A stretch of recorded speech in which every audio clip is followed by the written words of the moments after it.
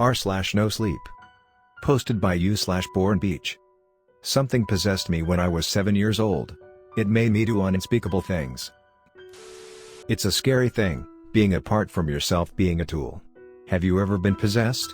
I'm guessing not. Most haven't. And they can thank their lucky stars for that. I have though. I've felt the suffocating grip of something closing around my mind, squeezing it until every last ounce of me was gone.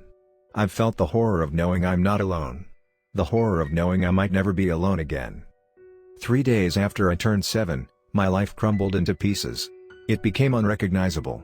That night, my foster parents locked me in the attic, and jeered that there were monsters coming to eat me. Werewolves. We'll let you out in an hour, they laughed. If there's anything left to let out.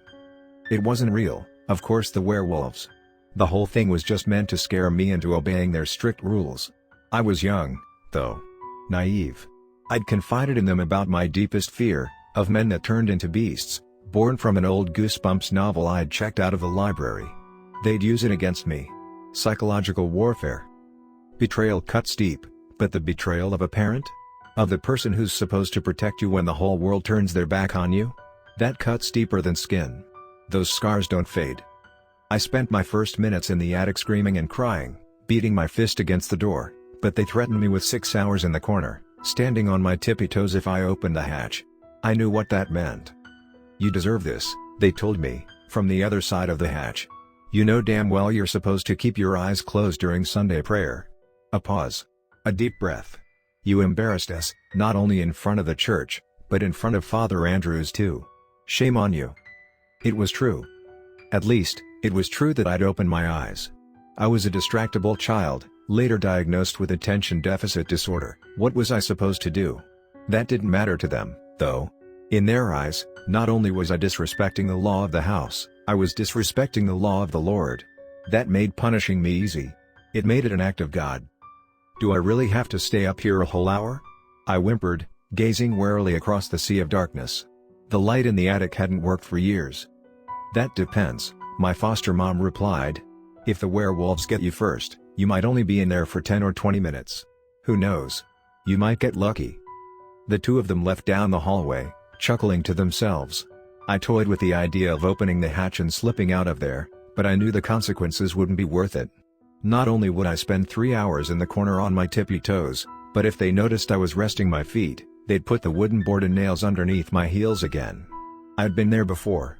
So instead, I took a deep breath, steeling myself against the nightmare of the attic, against the threat of werewolves lurking in the shadows. I took a deep breath, and I threatened them. I'm not afraid of you. I called out. I'm a monster too, you know. It was a lie, but a comforting one. The only thing I knew capable of harming a werewolf was a silver bullet, and I had precisely none of those, so the next best thing seemed convincing them I was too tough a target to hunt. After all, running wasn't an option. I began my punishment waiting near the hatch, panicked and full of adrenaline. I waited for a howl or a growl to meet my ears, for the sounds of my doom to come out and greet me, but they never did. After I'd made it 10 minutes without being eaten, I decided to get riskier. I decided I'd venture beyond safety of the hatch and try to improve my situation. The light switch was far beyond my ability to repair, but finding a flashlight was still a possibility. There was enough junk in the attic to fill a small museum, so it stood to reason that there might be a light hiding in one of its many teetering boxes. I closed my eyes. I took a breath. I mentally prepared myself for the hardest voyage I had taken thus far in my short life. I stepped forward. Into the dark. My footsteps groaned as I crept through the attic. I stumbled around blindly, holding my arms out and praying I didn't encounter anything with fur. A few steps into the journey, I bumped into an old table that, from the feel of it, was draped in cloth. My hands felt across its surface, desperately hoping to find a flashlight, but instead finding a nightmare. 8 tiny legs dashed across my skin, skittering up my hand and toward my arm. I yelped, falling backward and shaking the spider loose like a sticky grenade. Then I slapped my hand 5 or 6 times. Just to be sure. You're kidding me, Frank. A voice boomed from beneath me. Keep that up and you won't just be out of job, you'll be out of a wife. I listened as the laugh track to my parents' favorite sitcom kicked in downstairs.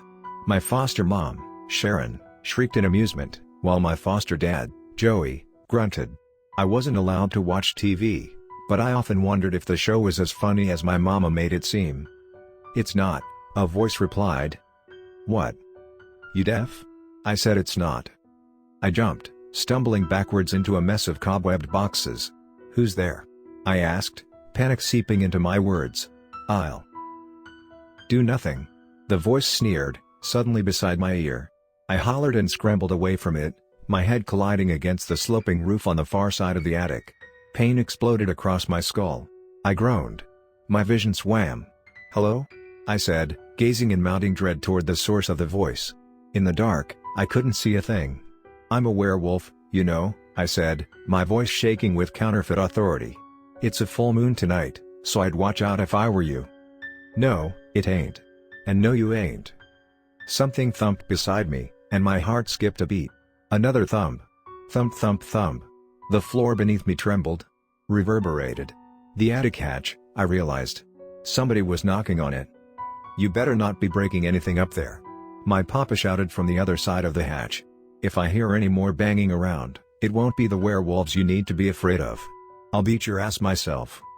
I swallowed, pressing myself into the far corner of the attic. Making myself small. "There's somebody up here," I called back. "I need you." "You're not only disrespectful," came the reply, "but a liar now too?" He whistled, and I could almost see him shaking his head in mock disbelief. "That sounds like you've just earned another 20 minutes up there." "No. Please, I don't want to hear it," he growled. His footsteps faded as he walked back downstairs. A minute later, I heard my foster mother ask what I'd broken. "Nothing," Papa replied, "if he doesn't want to go to school with a black eye tomorrow." "You're not safe here," the voice said, this time a few feet in front of me. It was low, raspy. It sounded hungry. "Not safe at all." "Leave me alone," I pleaded, wanting to throw something at it, but afraid of what my foster parents would do to me if I did. I wasn't kidding about being a werewolf. "I can make you safe, you know." A prickling sensation swept across me, deepening with every word the voice spoke. "I can make all of this pain go away. Doesn't that sound nice? You just have to say the word, and then puff, you're home free." "The word?" I repeated, confused. "That's right, the word. You know the one. The one you say kneeling beside your bed every night, praying to the big guy in the sky." "Amen?" Laughter echoed around the attic, erratic and mocking. "Amen? I meant the other word, the one you mutter with tears in your eyes and fear in your heart, afraid your dear parents might hear you say it out loud." I pursed my lips, a terrible feeling growing in my gut. Suddenly, the voice felt so much worse than a simple werewolf. It felt like it was manipulating me. Testing me. "I don't cry when I pray," I said defiantly. "I don't know what you're talking about." The voice stepped forward, and the entire house rattled against its weight. Dust drifted down from the rafters. The floorboards squealed. It was loud. Too loud. "The fuck did I just tell you, boy?" Joey shouted from below. "If I have to get up from this couch, you're gonna wish there really was a lock on that hatch." I swallowed, desperately praying that this terrible voice would just leave me alone. "Go away," I told it. "Just leave me be." No. It took another step forward, and another shockwave rippled through the house. The frame trembled with a low rumble. "I'm not going anywhere. You're stuck with me." "He's gonna be mad," I whimpered, pressing my hands to my ears and shaking my head. "Stop making so much noise. He'll hurt me."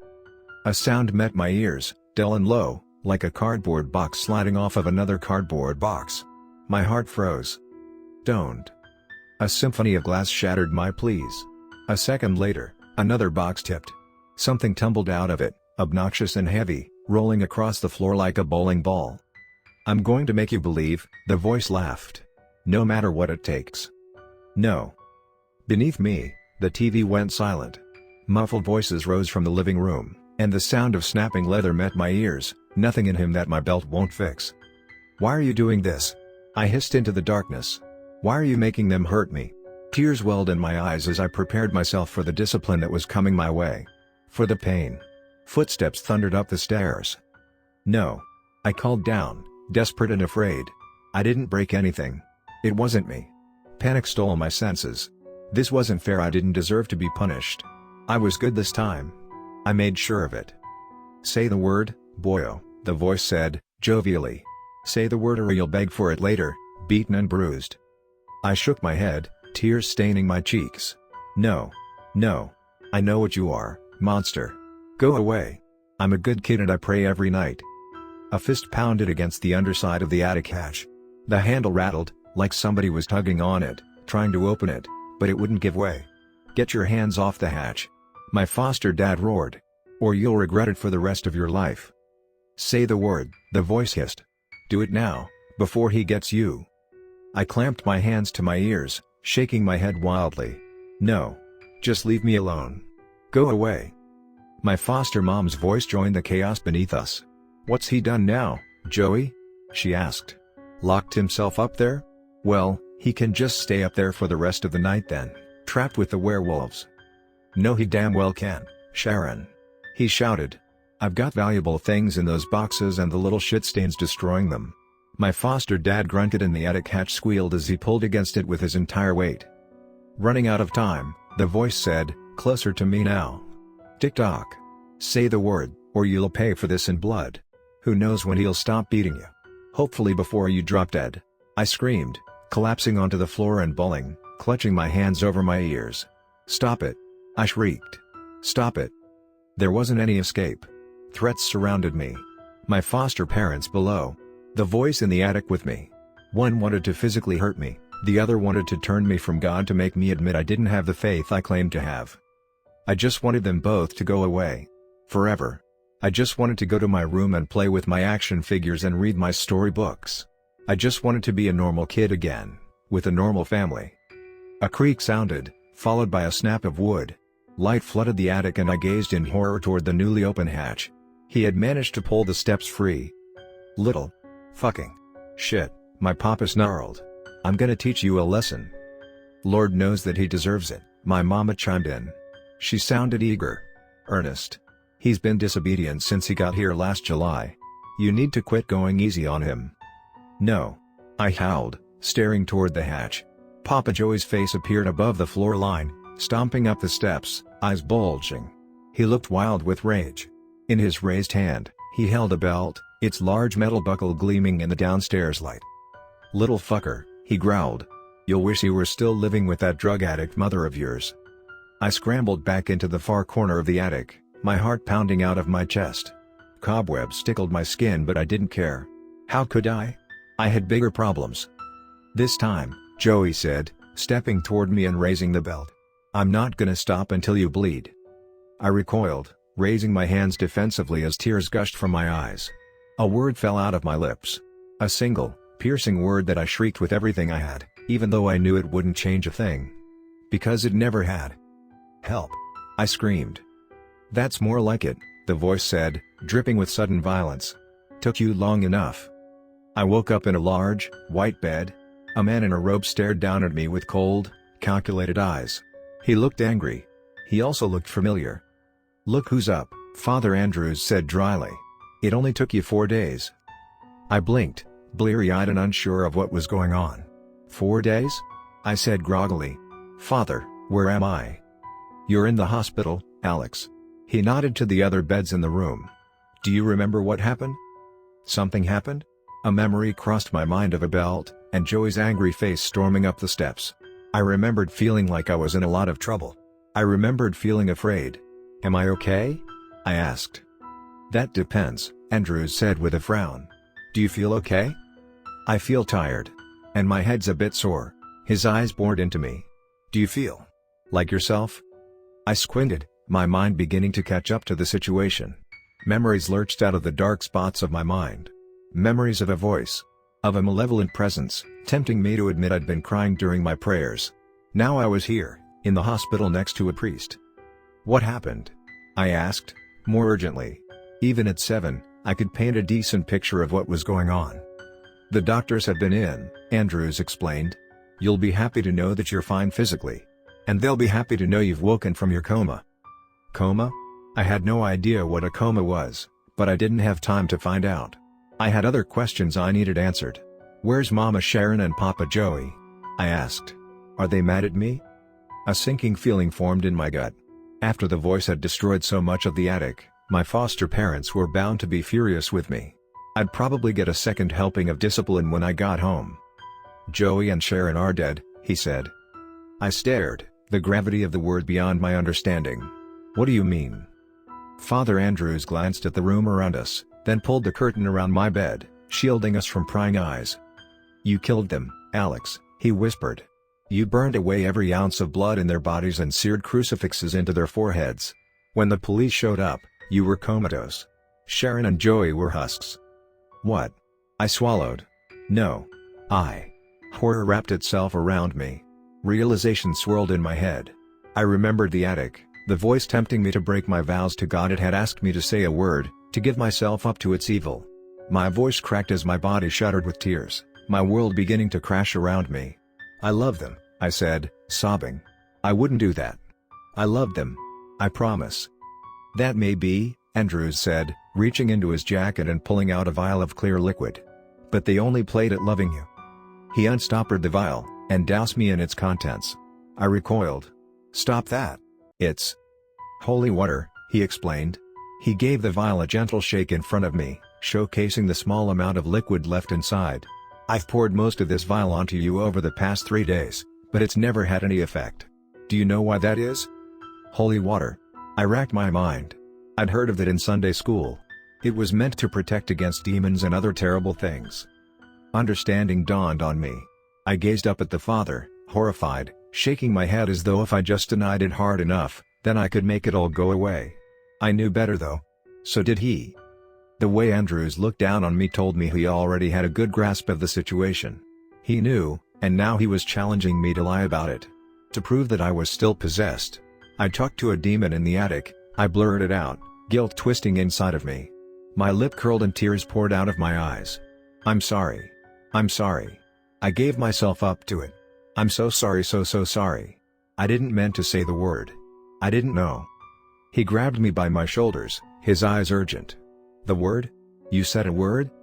I nodded, wiping my runny nose on my sleeve. It had wanted me to say it. What word, Alex? I don't think I should say. Andrews leaned closer to me, his mouth to my ear. Even though his voice was quieter, it felt more menacing. More serious. What was the damn word, Alex? Say it now. I shuddered. I'd never heard Andrews curse before. If I say the word, I stuttered. The demon might come back and... The father snarled, gripping me by the front of my hospital gown. Say the bloody word. He tore the crucifix from his necklace and pressed it against my forehead. Enough excuses. Help, I whimpered. I'll help you once I'm sure. No, I said. That was the word. I asked for help. Help? He stared at me blankly, as though processing something. You asked for help? I nodded, shaken.